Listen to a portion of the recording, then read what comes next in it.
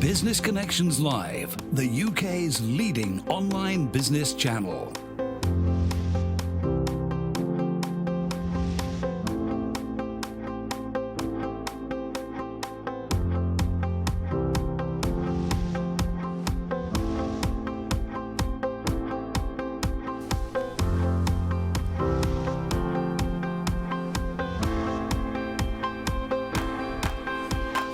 This is Business Connections Live with Steve Hyland. Hello there, welcome along. This is Business Connections Live. It is lunchtime on a Monday. Great to have your company as always. And as always, we've got another cracking show lined up for you. If you're a small to medium scale enterprise, if you're a business, if you're just in business generally, and you're looking for some advice, some tips, maybe something that's going to make your life a little bit easier, then you're in exactly the right place. And as always, it's great to have you with us here. It is program number 81, and my guest today is Ian Dickson, multi-award-winning business performance coach and motivational speaker, and also the founder of founder of Unlock Success Limited, but more about that. That's a really bad omen, isn't it, right at the very beginning of the programme.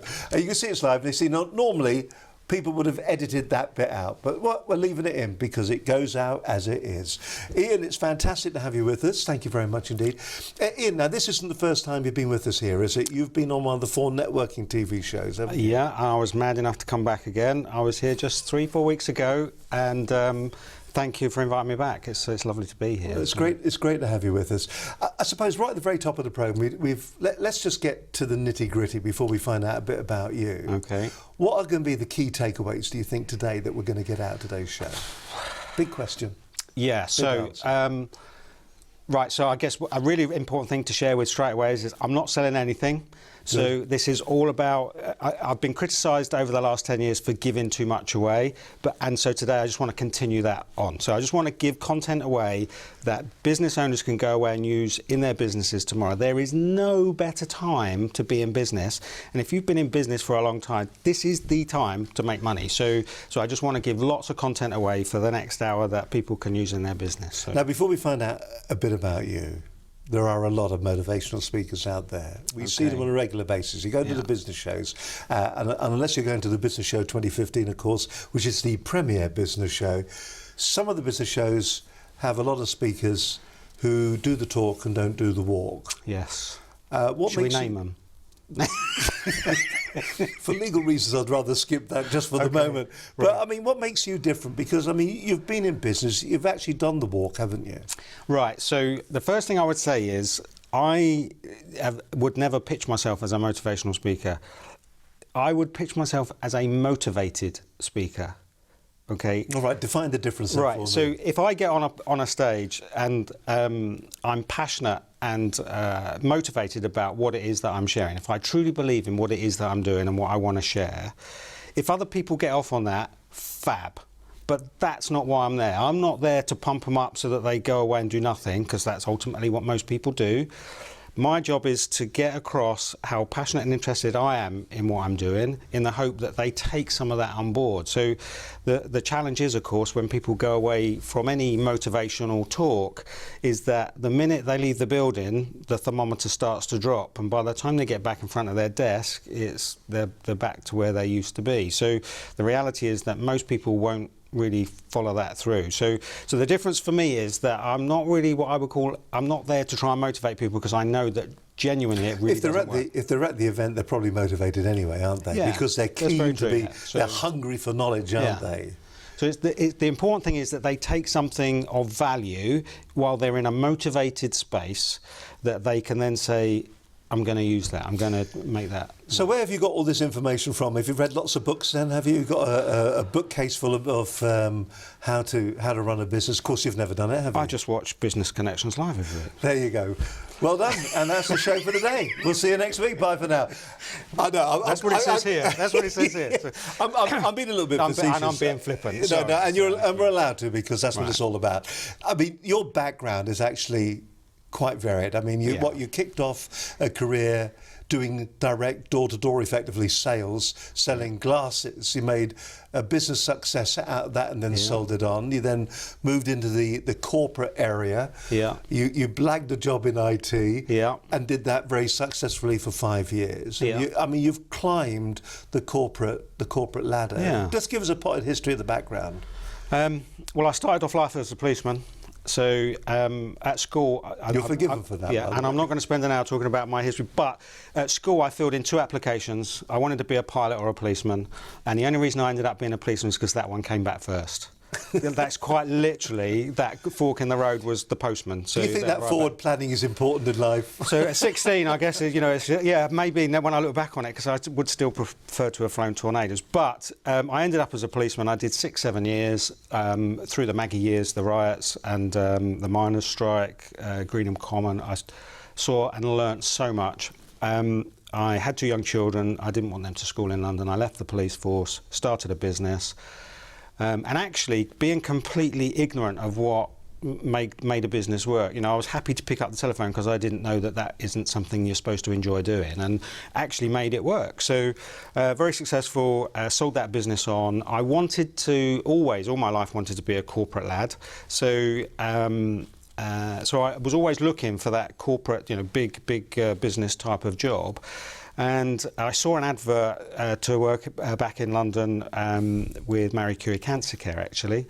And my friend will be watching this, that employed me that day. He's still my best friend ever. So, he's not going to find out anything of a bit of a surprise now, is he? He knows I blagged that job, so because we've spoken about it. So, and that was as an IT director or an IT manager? IT manager for Marie Curie Cancer Care. Day-to-day help manage the IT for just a wonderful charity. Thoroughly enjoyed it, but it was a long day. Didn't pay particularly well, and if you wanted a pay rise, you had to go and shake your tin down at Waterloo Station. It wasn't great, but it got me on the corporate ladder. So I did some corporate jobs along the way. I ended up as an operations manager for a very big telemarketing company in Reading. But really, the day I arrived there, the telecommunications industry bubble had burst, and I spent years just making people, picking people to be made redundant. It was a tough old job, I have to say. But it's a job, I take it, that it has to be done at times, doesn't it? Oh my God! You can understand the reason for it. So, but it was knowing that you're working in an environment where every day you're picking people that you got to go and tap on the shoulder, and everybody there knew that people were getting blackballed every week. The Grim Reaper. Yeah, did the tap on the shoulder ever come to you? Yeah, and that, which is how I've ended up here. To be honest with you, one day that tap on the shoulder.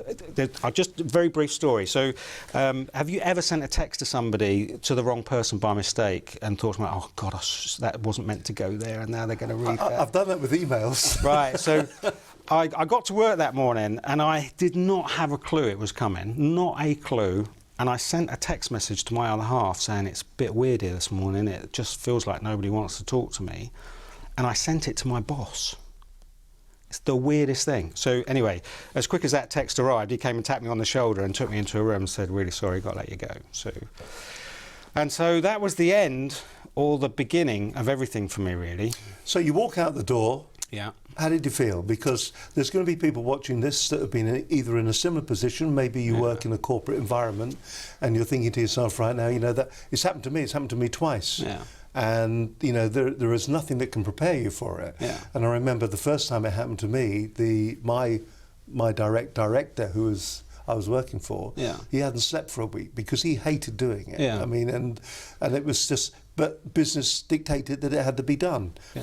He said, what's it? There's nothing personal, it's just business, isn't it? Exactly. So it made me ill doing it. So, being on the other side of the fence. But that day, I'd been there 5 years. I was out of that building within 15 minutes. But it felt like on the way home, somebody had pushed me out of an aeroplane without a parachute. I describe my sort of arrival in what floor I was on from a business world as almost like a big story, a multi-block story, and I enjoyed the level at the floor I was on. I felt, I was 43, 44 years old. I really wasn't interested in climbing any higher up the ladder. Big salary, lots of people to look after. I felt a little bit like a little big cheese. So to be told comfortable. Yeah, absolutely. The truth is I wasn't happy though, but I was ticking all the boxes that I thought I needed to tick to be recognised as successful. Anyway, I left the building that day. I stopped twice on the way home. I did not want to go home, so much so that I really just, as low as any human being could get, to the extent that I just didn't want to go on anymore. So, I just stopped and sat and thought about, what am I going to do? I don't really, the hardest starts in life are the restarts, when you have to pick things back up. And of course, the further on in life you get, the harder that is. Do you feel there's going to be people that are going to be watching this, and they're either watching the live program, maybe you're watching this on YouTube or on Business Connections Live's website? There is a stage in your life where you get to that middle management role, and were you driving over there? What am I going to do? I'm just too old to be doing something else. You nearly do feel at times that once you hit your 50s, you really are on the scrap heap, effectively. Yeah, absolutely. If you're not going to be working for anybody else, you're going to be doing it for yourself. Yeah. If you're going to be doing anything at all. So I am somebody that has been about as low as you can go, to the extent that, I really did contemplate just finishing everything that day, just ending life altogether, because I did not want to go home and have to have that conversation. I did not want to have to start again. But I had, one of those epiphanies, one of those paradigm shifts while I was sat there. I was completely sane and lucid, but you kind of think when you hear these stories that you can't be sane if that's what you want. It's the coward's way out and all of those kind of things.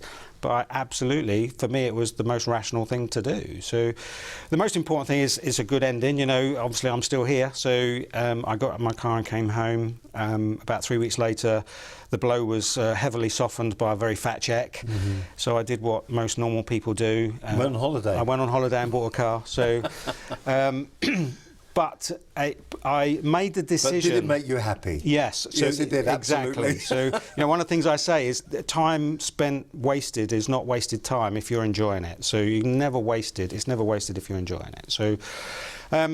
So I made a decision that I wasn't going to go back to working for somebody else. I'd find something that was going to be my thing. And you went into a number of different. You took up a franchise, which yes. I know you did. You did that for a little while. Yeah. You became very, very good working within the franchise, but didn't really like the culture. Yeah, that's and decided to move on to what you're doing today, which is going out there and being motivated when you're speaking. Yes, that's a bit of a play on words, but we'd already talked about it. I completely agree with you. There are lots of motivational speakers out there that their job is to try and get people pumped and excited about doing stuff. But all I've ever done is get motivated. If people get motivated too, then that's just Before we get into the program, because of what we're going to be talking about today, we're going to be talking about what is business performance coaching. We're going to be talking about that, how to manage time, your mindset, your knowledge, your actions, your goal setting and your planning. People have accused you of giving away too much information. Am I right in thinking that you could tell everybody exactly what to do? You could give them all the information in the world, but it's not worth one iota if they don't use it. And the chances are most people, even ones, maybe you're a regular goer to these different conferences or these different talks or whatever. Maybe you sit for endless hours on webinars, listening, taking it. I know I listen to a lot of webinars. Do I truly action what I hear?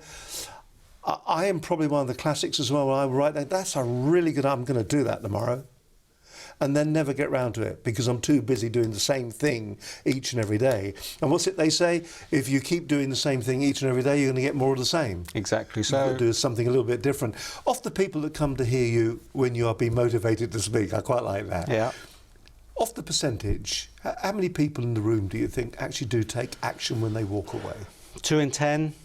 2 in 10 will go away. As low as that? Yeah. And of those 2 in 10, maybe one will only really see it right the way through. So my job, and hopefully today we're going to do a little bit of that, is I want to just disperse as much information as I can, knowing that we're probably only going to get to 2 in 10 that watch.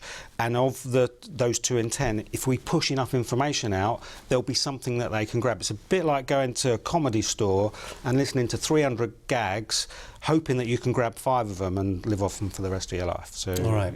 Right then, just a moment. It is what is business performance. That's what we're going to be talking about, and that'll be the first bit. But before we go any further, let's have a look back at last week's programme. We had Paul Glynn on the programme from Sandler Training, West 25. He was talking about the Goliaths in business, those big corporates that are out there, and you acting as a minnow, as a David, and you've got to go along, and how do you go about managing them?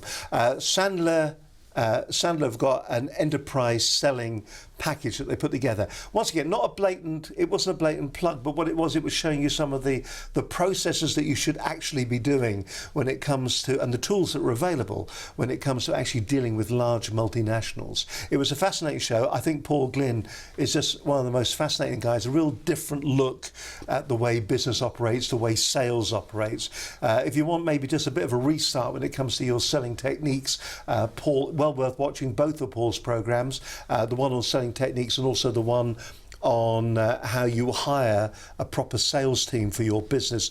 Or you could also watch the one that he was on last week when we look about enterprise selling. Have a look at this. I think you're going to find it fascinating. It's just a bit of a tease of what happened on last week's edition of Business Connections Live.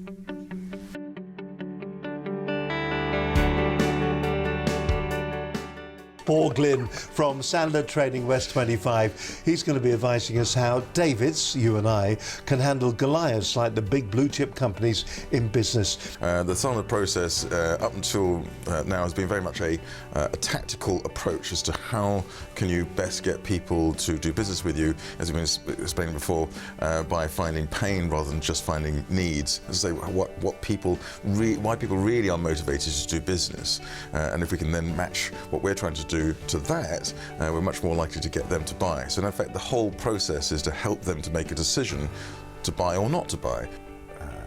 We always have a desire to explain why we're great, why we're superb, why our product or service is the best out there. So we try and really push our product or service. We try and sell. Instead of just listen an awful lot, although we're told by a lot of these programs that you've had here, we say, well, it's the 80-20 rule, 80% listening, 20% talking, 20% pitching, but there's this huge temptation to pitch. I guess it's the fact that for smaller businesses, smaller accounts that we want to deal with, being purely tactical is absolutely fine. We don't need any fancy strategy. Just go out there, talk to the right person, get the business done. But it's exactly as you say, when you're talking about larger organisations, we need to have something over and above that. We need to have some sort of strategy. This is, I think, the reason why we at Sandler are so excited about this, what we're calling Sandler Enterprise Selling, because it marries those two things together. Doing bonding and rapport, finding pain, budget and decision, and all that good submarine stuff that we saw before absolutely applies. But it's going to be a whole series of those, because the people that we're going to be talking to, they're going to have slightly different takes on the same issue. What motivates one person towards the right decision will be quite different from somebody else in the same decision cycle. Worth remembering that quite often these large apparent monoliths are not monoliths at all. They're actually small separate business units. And quite often, therefore, we can actually deal with those individual business units and then build our way back into the big business that way. So, no, I'm just saying, we have to have the courage to knock on the door, but we can only do so, talking about that first step, when we know what it is that's actually worth talking to them about. Where do we come in? Well, it's either a business we're already doing business with, in which case we're starting, well, somewhere on that circle, or it's completely new to us, in which case we probably need to be looking at building some relationships, territory and account planning. On the circle on the outside, there are 13 different tools. They're not stages now, they are actual physical tools, if you like, that we can use. They're tools that you're using, because it's funny. So the inside is the actual process. Yep. And the tools are on the outside. The tools are the how to do it. How do we make sure that we really do exactly what's necessary to make sure we look after ourselves and the client. My name is Paul Glynn from Sana Training, West End 25. What I want to leave with you today is that using a tactical sales approach only works great for winning smaller accounts. We know who we're trying to get to and what we're trying to achieve. But for larger accounts, that's probably not going to be enough. We do need strategy to keep us on track. It's hard to know sometimes how close or indeed how far we are from winning the business. Strategy can unfortunately become vague or even come down to some sort of tick box exercise mentality, but what we've actually been talking about today is a simple pattern on the one hand, but some real constructive tools that are going to make you money on the other. So a client of mine, if you like, summed it up as if a business appointment is using the Sana submarine, then what we're now been talking about is how you manage a whole fleet of submarines. And certainly if you want to know a bit more about this particular way of strategizing, and there's going to be something coming up in July with the Surrey Chamber of Commerce. Cracking show, really interesting. Enterprise selling, if you are dealing with large corporates, that is the show to watch. All the tools are there in the Sandler enterprise selling kind of graph that's there. It gives you a bit of an indication as well. You can take a lot of the ideas that Paul actually mentions and you can implement them into your own business. It's just a different way of dealing with large multinationals as opposed to dealing with a small SME or another small business. And don't forget, you may have heard him mention there submarines. If you watch his first show where we're talking about selling technique, he talks about the submarine in that one, so you can find out more information about that. You're watching Business Connections Live. It is programme number 81. Great to have your company. We are live today. My guest on today's show is Ian Dickson, multi-award winning business performance coach and motivational speaker, and the founder of Unlock Success Limited. Hey, you got it out this time. That's not bad. We've just had a note that's come in. Was it your sister-in-law? Yes. She said keep smiling. Yeah. She'll be blushing up right now. Will she really? Yeah. Serves her right. If you want to find out more, by the way, about Ian, I know this site's going to be changing very shortly. Yeah. But if you do have a look, we've got Ian's site up here, unlocksuccess.biz, and you can go on there. And something that you said, there's a load of information on here. Yeah. That's the thing, and I know some of the events are old, but these videos alone are worth watching in their own right. They're fantastic videos, great information, talking about, read the mindset you need to get into when you're doing business, and also what you should be looking for when it comes to coaching too. It's a great site. It is going to be updated very shortly, but even as it stands, if you've got just 2 minutes to spare and you want to find out a little bit more about Ian and what he can offer you and your business, maybe your organisation, go onto the site and just read through that, because some valuable information. And as Ian said, he gives a lot of information out. He's been criticised for doing that in the past, but he, like we said at the very beginning, not very many people actually take it and go, yep, going to do that. What they do is they look, they jot it down, say that's good information, and then never ever use it. Let's get on to the nitty gritty then. Right. Business performance coaching. Right. What is that then? What the hell What's is that all business about? performance coaching? I mean, Right. is that just? It's a label. That's what it is. It's a label. Is it like turning up and telling them what they already know? Well, as a business owner, most people know what they should be doing. So, but the fact is that we're not. So. And it is a bit of a strange one. So 10 years ago when I started doing this job, actually business coaching as a profession was still fairly new. So not only did you have to describe what it is that you would do in a business coaching session, but didn't even understand the concept. But actually it's not that difficult to understand. If you think every single athlete, every single successful athlete will have a coach. And so this translates across to business exactly the same. So if you ever expect to get anything other than the best, you need somebody to push you or to take you to another level.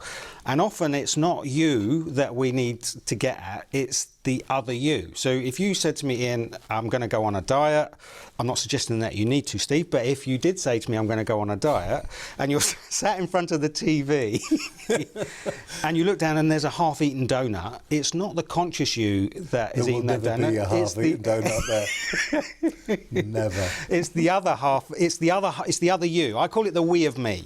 So the person that we need to get is the other you. And so from business performance coaching or business coaching as a thing is, one of the things I say is, even though I'm called a business coach, I've never coached a business in 10 years. I coach people. So it's just a coincidence that they happen to run businesses. Do you think if there is the other me, is it difficult to switch somebody into that state of mind and then keep them there?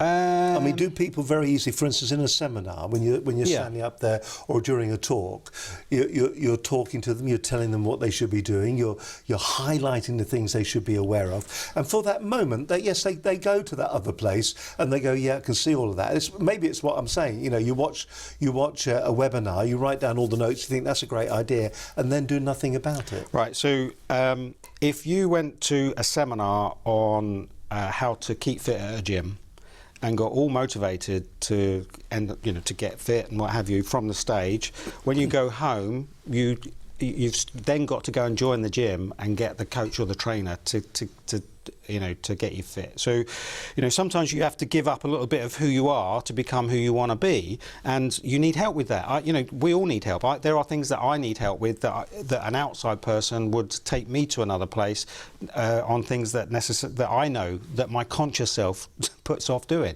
So the short answer is to the question, what is a business performance coach? Is somebody that will help you to do the things that you know you should be doing but you're not. Sometimes it will be to do things that you just didn't know how to do in the first place. And sometimes it might be to stop doing things that aren't working for you, but that you think are the right things to be doing. So it has to be done on a regular basis, no different to joining a gym, for example.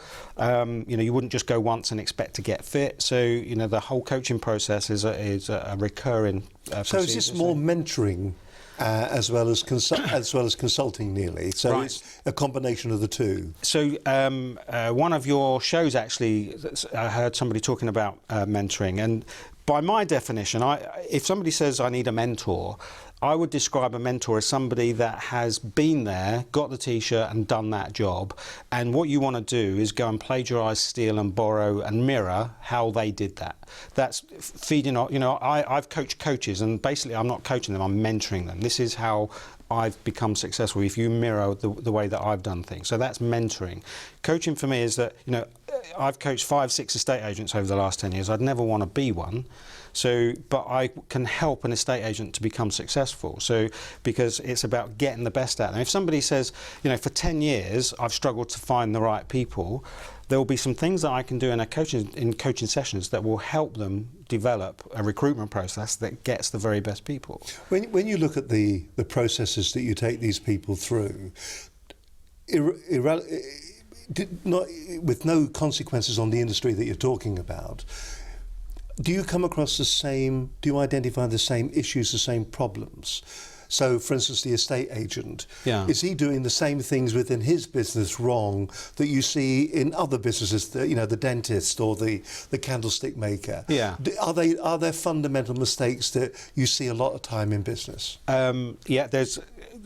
There's three, really, if you could boil it right down to just three things that business owners want.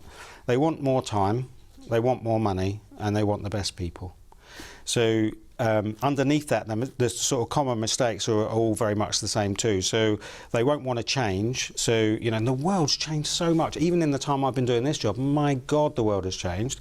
A good question that I'll often ask from a stage is just stop for a second and think how much the world has changed just in the last 5 years from a business perspective.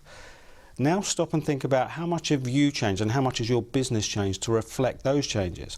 Most business owners don't want to change. Even if it's mediocre, or even if it's bad, if they're just paying their way, they won't want to try new things because they've got something that yeah, exactly so. So I have a formula for change, which is I'm a terrible one. I'm a visual person, so I like drawing stuff. But basically, dissatisfaction times the vision plus the first steps have to be greater than the resistance. Let me take the first two away. So if you're dissatisfied about something, it has to be greater than the resistance. So I, as a coach, I'll either raise your level of dissatisfaction. So I'll ask you all those, how are you going to feel about that? What's the worst that could happen until you end up sort of Terrified. feeling really bad, or we take away the resistance, and normally the resistance is fear.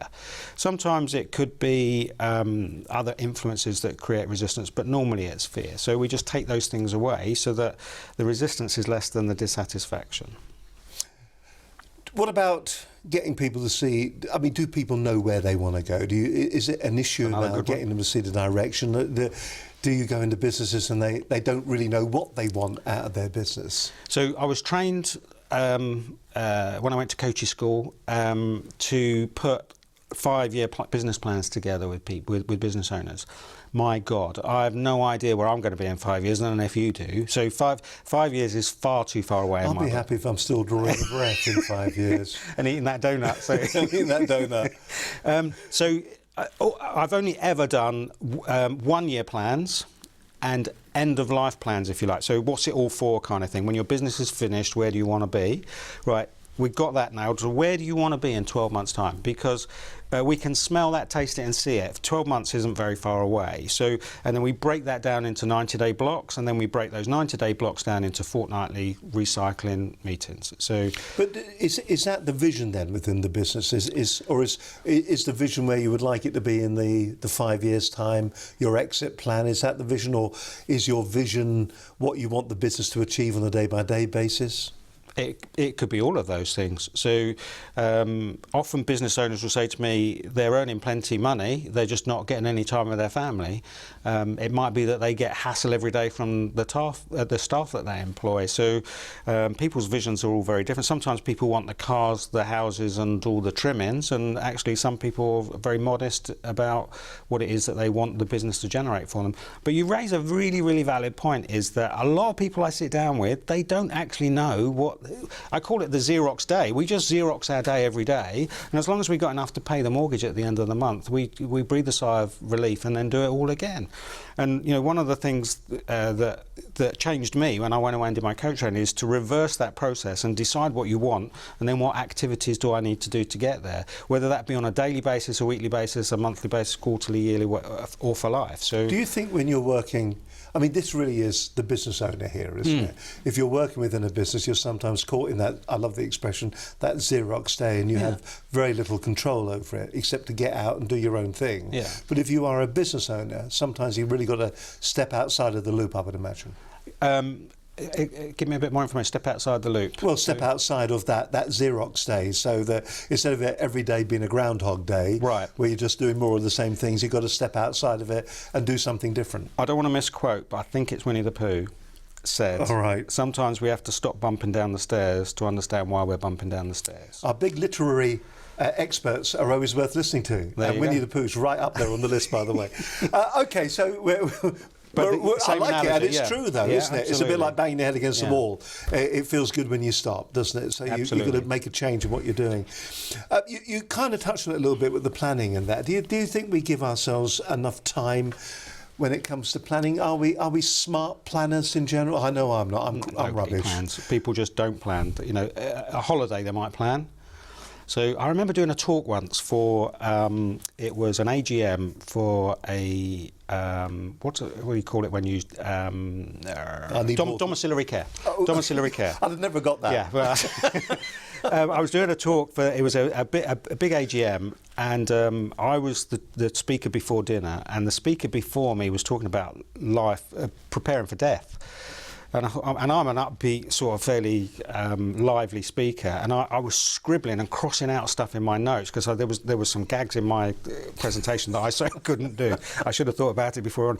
But I came away with a massive learning, is that it's one of the things that we all know is coming to us, but we don't even plan that. So very few of us plan where we want to be and how we want it to pan out. So the short answer is we're rubbish at planning, and in business, just a simple plan. Knowing I turn up every 2 weeks puts the bejesus up people. Do you know what? You know they say the Queen, everywhere she goes in the country, it all smells of fresh paint? Yeah. Well, every single time I step into a business, I hear a printer starting up. Because the stuff I gave people to do 2 weeks ago, they're just printing it off 5 minutes before I step into the room. But they'll say to me, if you weren't coming today, I wouldn't have done it at all.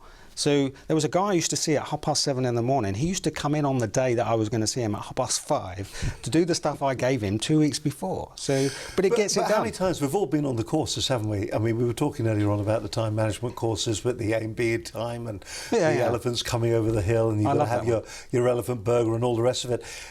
But we are rubbish, and it just seems invariably. But there are a few people who are good at it, but then can sometimes be slightly overplan their day, so there's no flexibility in what they're trying to achieve. So there must be a happy medium somewhere. So as an industry, we tend to attract two types of people: those that are on the bones of their backsides, desperately trying to survive, and that's when I have to put my Superman pants on and my cape and try and rescue them. Normally it's too late, and normally it's men, to be honest. And then I attract those people that desperately want to go to the next level. They've got all the drive, ambition and desire, but they don't have the how.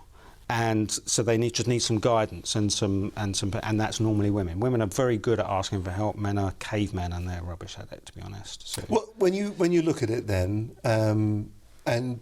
we'll talk a little bit about the planning, shall we say, just briefly. Yeah. But how would you define somebody when they come to planning their time? I mean, I remember when I was on some of the old time management courses, you would have the to-do, the file, and the rubbish list. I mean, is there a technique or a way for people to start thinking about the way they should divide their time and where they sit, which folder they're using?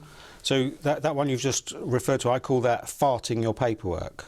So you file it, you action it, you refer it, or you trash it. So I have clients that fart their paperwork. So whatever works for you. So that's all that matters at the end of the day. The sort of things that I do as a coach is that I'll give some reference to time. So the fact that we're on the planet for less than 5,000 weeks is a bit of a scary one. That's a bit scary. Right, especially at our end. So, you know, we're closer to the end than we are to the beginning. Exactly so. So those kind of things. And rather than see that as a negative, I see it as a positive. So you just make sure that you draw more from each day. So those kind of things, they have an impact on people. So rather than me say to people, get some stuff done, if I can find another way in, if I can press a button in another way, knowing that they're going to go out and do that now because I've just put the bejesus up them. So sometimes for me it's about understanding the individual to, rather than do fart your paperwork, you know, I'll maybe that's I shouldn't have been used all the time here. You know that now, don't you? Is to find another way in to get them to appreciate the value of the time that they've got. So we talked earlier about before we came on air. I stole away Stephen Covey's quadrant, which is in itself in the book it's quite a dull way of looking. It's just another one of these time management things. But I stuck that time quadrant on the top of a car, and then you've got 4 seats in a car, and of course you want to be in the driver's seat, which is doing things that are not urgent but they're important to you, and that means you're in control, you know where you're going, and everything's cool. So, but most of us spend all our time in the front passenger seat, which is doing things that are urgent, because we live in a world with so much stuff coming at us. So we're doing things that are urgent, and we're not doing things that urgent but not important. So now we think because we're in the front of the car, it's actually we're doing okay, but of course it's the most dangerous place, actually really the most dangerous seat in the car. So because we're not actually in control. So, and of course then you've got the back seat of the car, which is just complete procrastination, doing things that are not urgent and not important.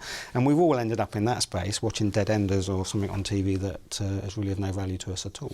So how do we get ourselves then in you know, we know that we've got to do this. We know we've got to do something. Anything's better than nothing. How do we get ourselves in the right mindset to do that then? And what are the things we should be considering when it comes to getting in that mindset? Right. So one of the things that is a really valid one is accepting 100% responsibility for everything in your life. So is there anything that goes on is your choice, your responsibility. Those 2 words are the most profound words that I learned. So I talk about my happy, have I got time to do my happy numbers? If I can share my happy numbers. So one of the things that happened to me when I got made redundant and I had this big paradigm shift was that I started to very logically measure how happy I was on a scale of 1 to 10. And then I started to see other people's numbers. And even though even if I didn't speak to somebody, I could see this big fat 653, whatever it might be, above somebody's head. And I sit in an airport and all I can see is all these numbers above people's heads. It's an energy, we can feel it. So I made a conscious decision that every morning when I got up, before nobody's messed my day up, to ping a nice big fat happy number above my head. Always an 8, sometimes a 9, because you always got to have a little bit extra to add to it. And so I'm always in a good space because it's a choice. Nobody will ever put you in a bad mood. Nobody will ever make you happy. If you get a flat tyre on your car and somebody lets you down badly and it winds you up and makes you angry, that's not their fault. That's your choice. Yes. And when I came to terms with the fact that it's my responsibility to be happy, big change for me from a mindset perspective.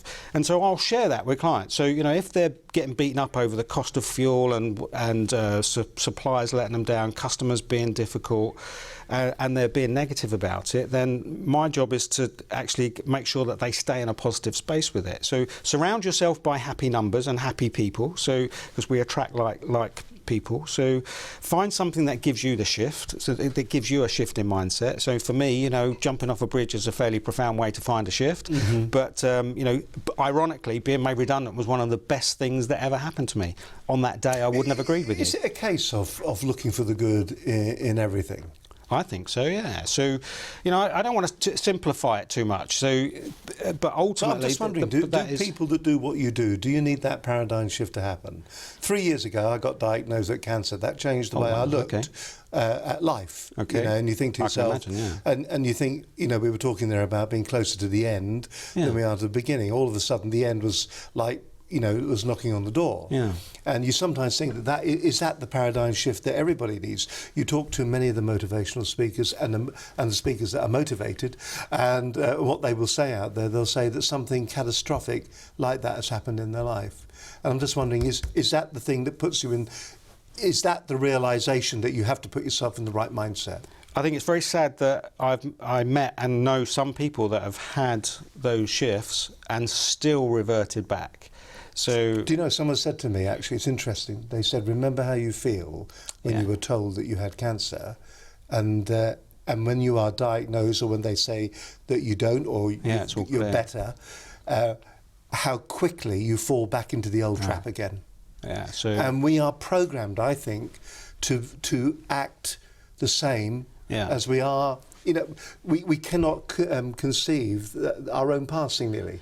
So I'm quite heavy. I think I'm quite lucky in as much that because I do this for a living, every single day I'm reminded, because I'm sharing with people about the stuff that we're talking about now. So, you know, there isn't a single day when I'm out coaching where I don't learn something from my clients. So, and if I'm meeting somebody new or I'm doing a talk somewhere and I'm sharing happy numbers or something, it brings it back to the front and keeps it alive for me. So, but I do meet people that do revert back, and you know, so it's easily done. So, and you're quite right. Capture it, put it in a jar. Remember what you feel like right now, because you just don't want to go back there. A little bit of anchoring needs to be done. They're going back to the world of NLP, I think, isn't it? We're going to be talking about knowledge, action, and also goal setting and planning. And we've only got around about 20 minutes to do that, in fact. So it's still a lot to actually get into the programme as far as the show is concerned today. It's great to have your company as always. You are watching Business Connections Live. We are live at the moment. Just a couple of reminders for you. Don't forget the Business Show coming up very shortly. The Business Show 2015, that's the 13th and 14th of May 2015 at the Excel Centre in London. All sorts of keynote speakers, speakers that are motivated. They're all going to be there. Nice to see some of the names that we know. Brad, of course, their keynote right at the top. We've also got Dan Spicer from Hootsuite. If you've missed out on that programme, do watch it. If you're using Hootsuite for your social media, he is the key guy to be listening to, and we've got a special programme from him on Hootsuite and how to use it. And of course the apprentice finalists from the BBC, it's Neil Clough, just some of the keynote speakers that are going to be there. I see that Shah's going to be there as well. She's a keynote speaker that's going to be at this year's business show. That's at Excel, 13th, 14th of May 2015. If you're enjoying the show today, that's great. Don't forget, if you're watching us on YouTube, give us a thumbs up, leave a comment, do something like that. You know, get involved with the program. Tweet what you like about the show, what you dislike about the show. Any comments are good. I don't care what you say about it, as long as you say something, because I think that's important. Have an opinion. You may have been listening to it and you think, you know, it's just a load of old bunkum. If you think it is, then, well, so be it. That's your opinion. And quite frankly, you're entitled to it. And you can share it too, because we find that interesting, and Ian would find that interesting, because it's just a different view. You're in a different place. So give us a thumbs up. If you're also watching on YouTube too, you can always subscribe. And if you're wondering why you should watch this program every single week, here's one of our good friends that's been on the show previously before, Ruben Singh, to tell you why you should be watching. Hi, I'm Ruben Singh. I'm the CEO of All Day PA. I've watched a number of episodes of Business Connections Live, and the great thing about it is that if you have the chance to watch it live between 6 and 7, it's fantastic. The even better thing for me was the fact that I could watch it at my own time. There's a hell of a lot of wealth of knowledge from other entrepreneurs. It's unedited, straight from the heart, from what people have to say. And the one thing that probably sets us apart from a lot of the other things and programs I've watched is that it's all about trying to get the best advice for the viewers. It's all made for entrepreneurs to take advice. I think it's an excellent opportunity for people to refer back to in the future. I've referred back to a number of times myself. I actually, unknowingly to Business Connections Live, have watched a number of their episodes and have taken away things for myself. I would recommend any entrepreneur looking to set up a business, growing a business, or even a CEO, to at least go through the Rolodex of 64 episodes and have a look at things that could help them. It's advice from people who have nothing to gain, no vested interest in your business, other than giving you some knowledge and experience that they've gained. So Business Connections Live, for me, I would simply say is a Rolodex of contacts to refer to in your own time to validate some of your ideas. So if you want to validate something, you want to check how other people think of things, tune into Business Connections Live. Fantastic, and our thanks to Ruben for doing that as well. What I liked about Ruben's delivery was it was considered, and I think sometimes people, and you'll see them when you go out there, and you will see people who are motivated to speak, standing on stage, and what they are saying isn't considered. What Ruben does, everything he says is considered. What everything that Ian says is considered. It's been drawn on history. You may be notice I'm wearing a happy number right now. The badge, it says number 10. This is my number today. I like that. I think that's a great idea.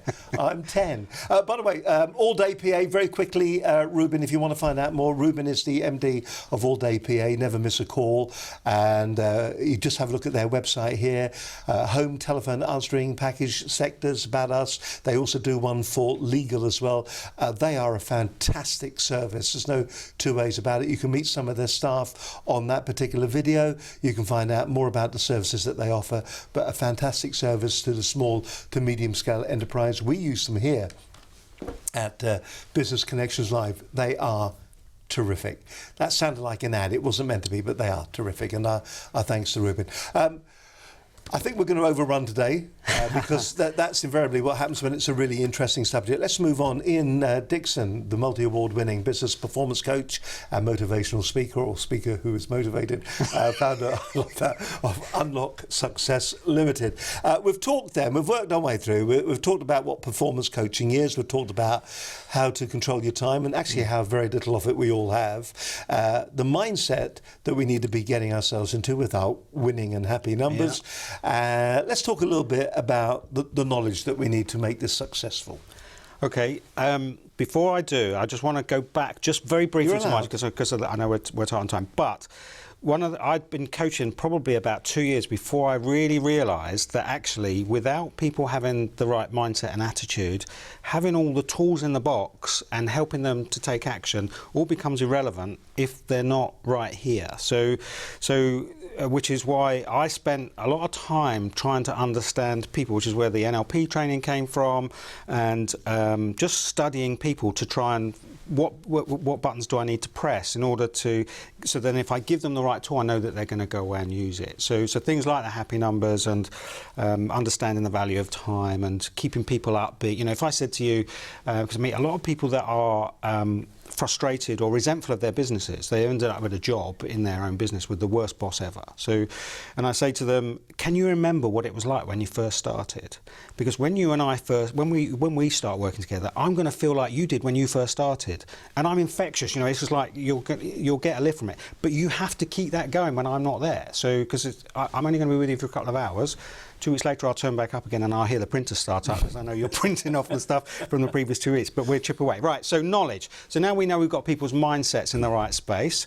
We then talk to them about giving them the knowledge and information that they need to be in order to be successful. So like you said earlier, most people tend to know what they should be doing, they're just not doing it. But occasionally, and especially with the way that business has moved on nowadays, 10 years ago, I'd have said, don't advertise on the radio or TV. It costs a fortune and it goes nowhere. It's a complete waste of time. So now I wouldn't be sat here right now if that was still true. Mm-hmm. So things have moved on. So sometimes a business owner will stay stuck in, like I say, the world has changed so much. So it's about imparting knowledge. When I coach 20 odd businesses like I do, there'll be things that I've tried in other businesses. I say, well, this worked for them, we should give it a go. So, you know, I'll give you an example of something just from a marketing strategy. So years ago, I introduced a thing called five-a-side. So if you've got a business where you're going to customers' houses, so for instance, we started this with a car MOT business, and they would do pickups and return backs. So we just designed a flyer called Five-a-Side, and the whole idea was that you put that through the letterbox of the 5 houses either side. So, but the flyer needs to say why they've got the flyer, so it doesn't just feel like it's another through the letterbox flyer.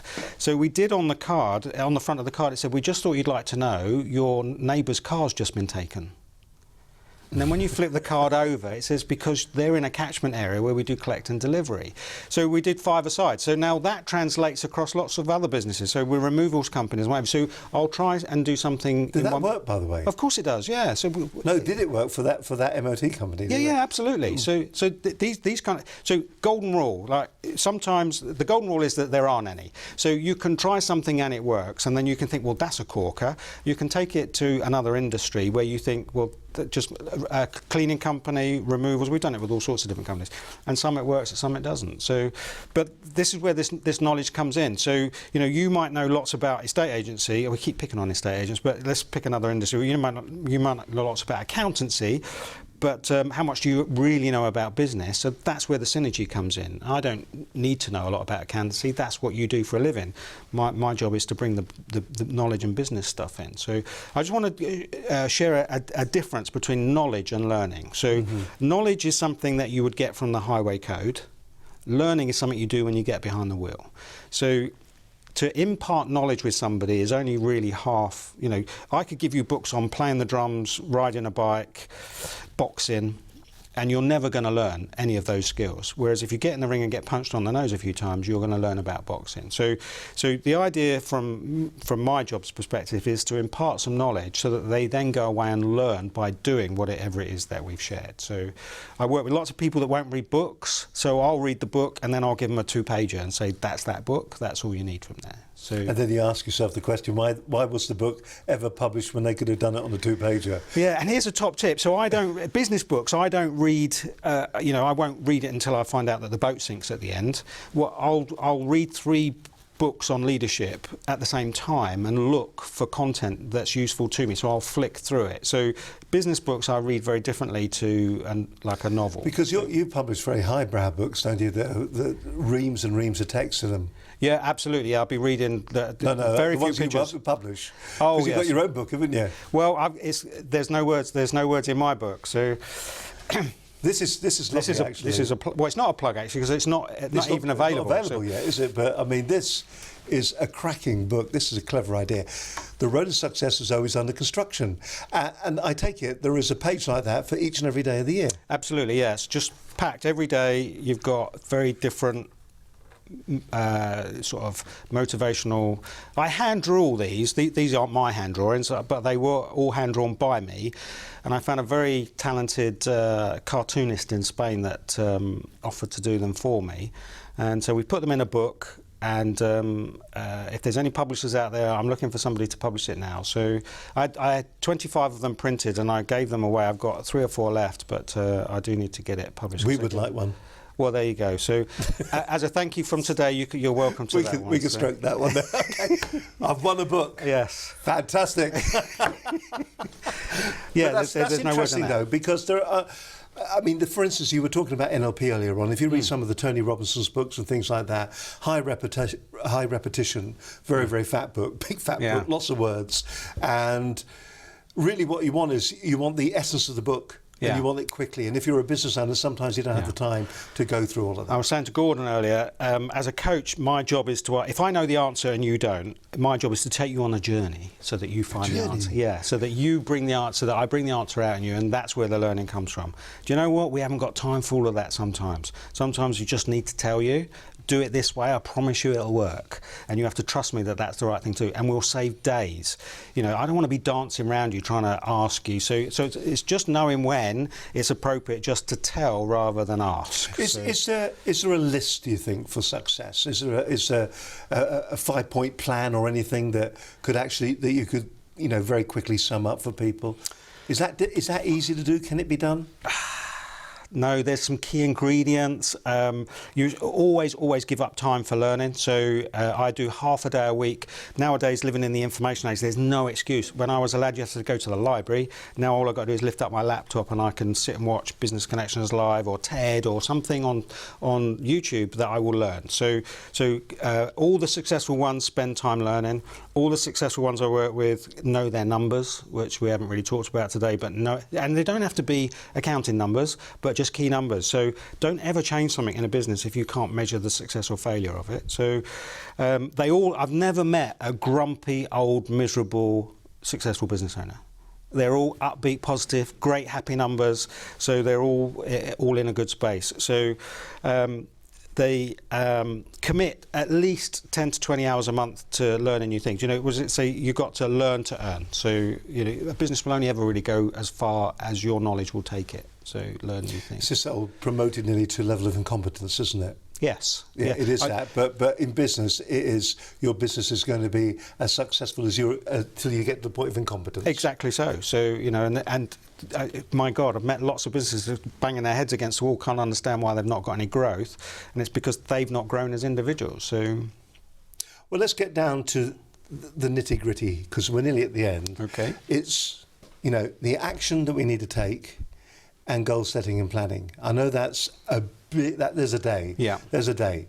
But, you know, briefly then, to work our way through that, the actions we need to take, I suppose take an action. Any action is a good action. Work and then look at goal setting because even no matter what you're doing in sales, you know, you've got to have that call to action to do something.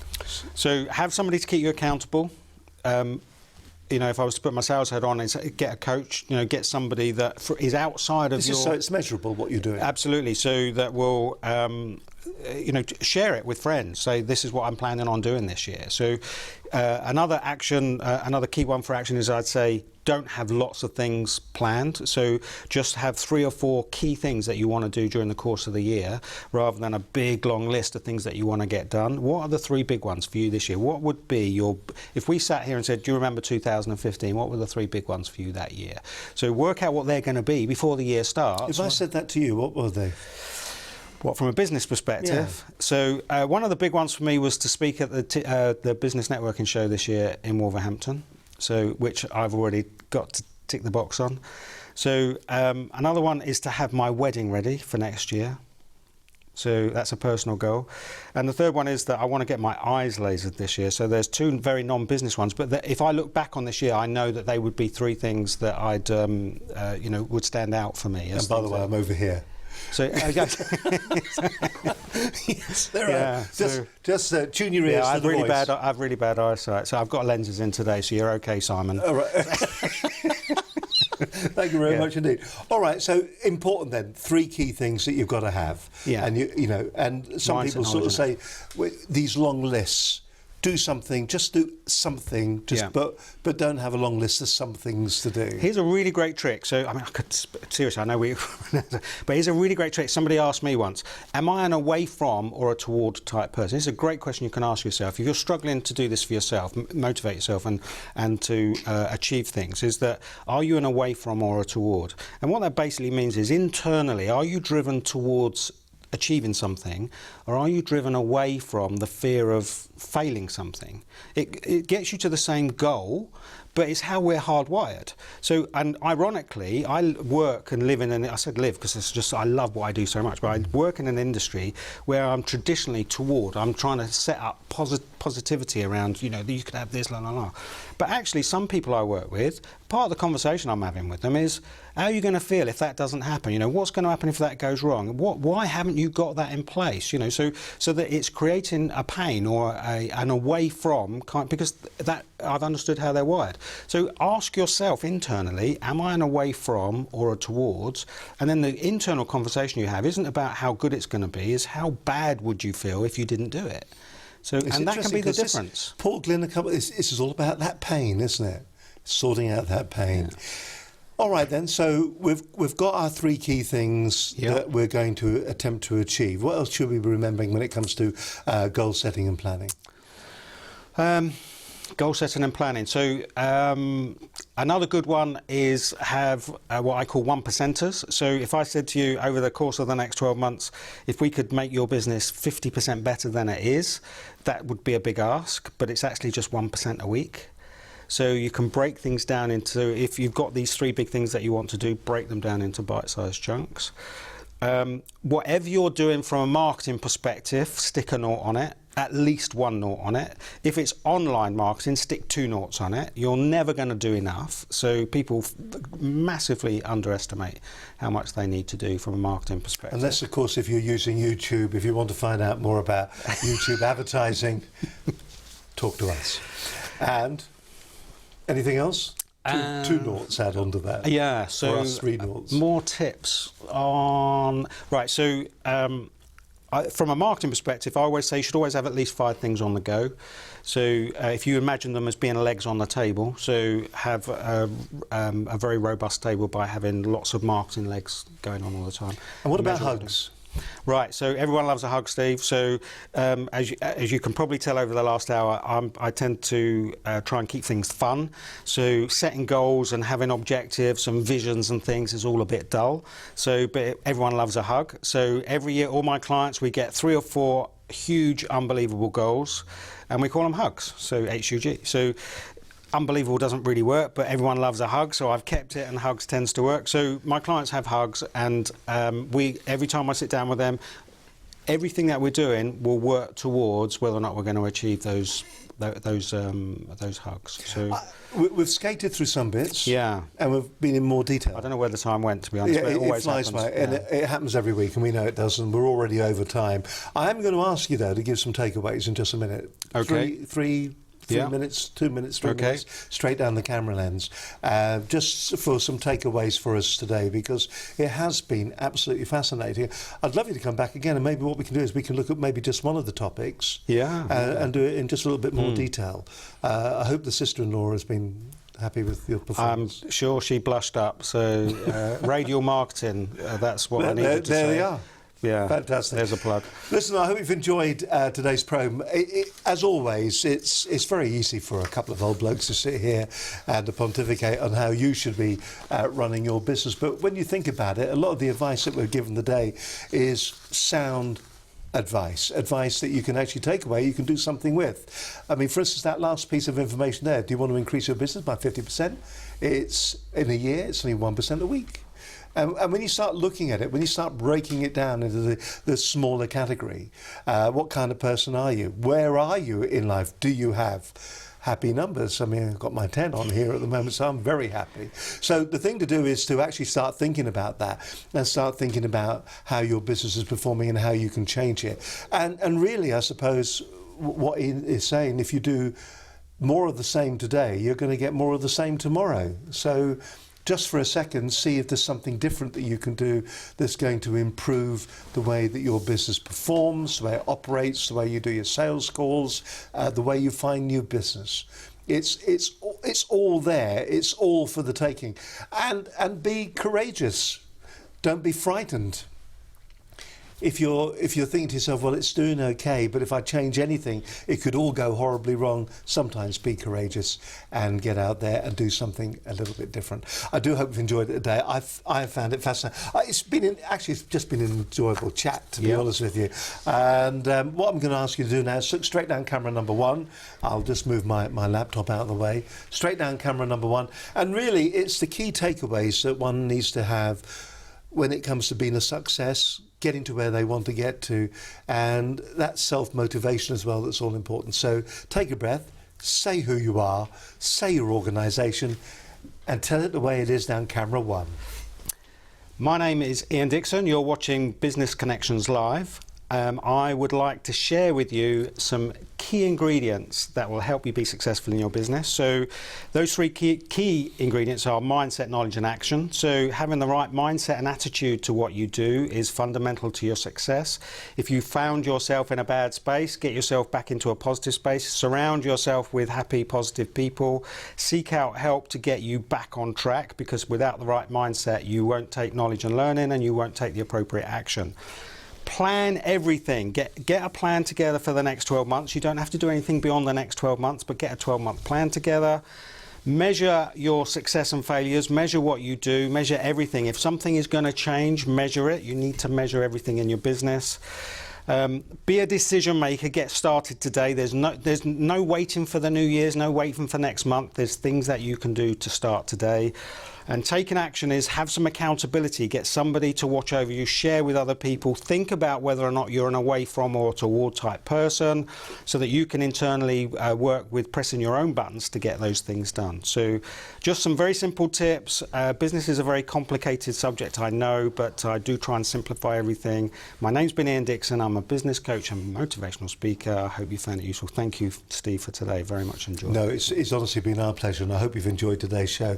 I mean, just watching that piece alone is going to give you an insight. It's going to give you information that you need to make your business more successful. Now, if you've enjoyed the program, you think to yourself, do you know what, I like the idea of this. I wish I could do a program like that.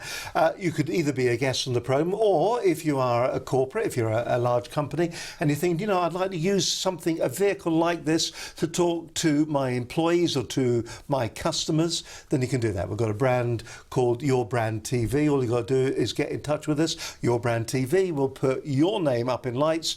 We'll have a studio that is completely customized for your look, and all you've got to do is get in touch with us here at Business Connections Live to find out more about that. The telephone number, I'll tell you what, we'll start with the email address. That's probably the right order to do it. If you'd like to find out more information, then email us here at studio@businessconnectionslive.com.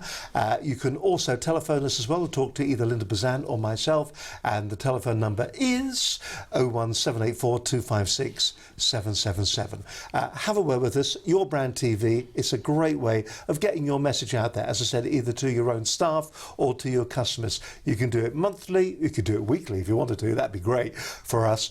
You could do it either weekly, you could do it monthly, you can do it bi-monthly, you can do it quarterly. It's a great way of talking to your customers, and it could be as relaxed and as informative as this is. Some of the shows coming up in the next couple of weeks. Just a quick reminder before we start rolling the credits. Well, next week is bank holiday, so our next program is going to be on the 11th of May with Richard Tidyman, who's going to be talking about how to put a radio ad together, a radio campaign together. Fascinating insight into the power of radio. And future guests include Andy Williams, who's going to be giving advice on SEO of your website, and Nikki Butlin is going to be talking about franchising. SEO, very important point at the moment. If you're not aware of this, if your website is now not mobile friendly, then Google are going to start ranking you down the pages. Many websites have lost their ranking because Google have got this new algorithm. They're going there and they're going, how does that look on a mobile? And if it doesn't look good, they're going to knock you down. So be aware of that. We're going to be talking about that with Andy Williams, not the singer, the SEO expert. He's going to be with us in a couple of weeks' time. Don't forget as well, the business show coming up very shortly, 13th and 14th of May. We're looking forward to seeing you there as well. And that pretty much wraps up the show. Listen, we must do it again, not next Monday, but the week after that, and it'll be a cracking show then. But to you, Ian, thank you very much indeed for your time and your Thank you for being on a 10 today. It's been a lot, yeah, another 10 day. Have a 10 day, won't you? Till the next time, take care. Bye for now.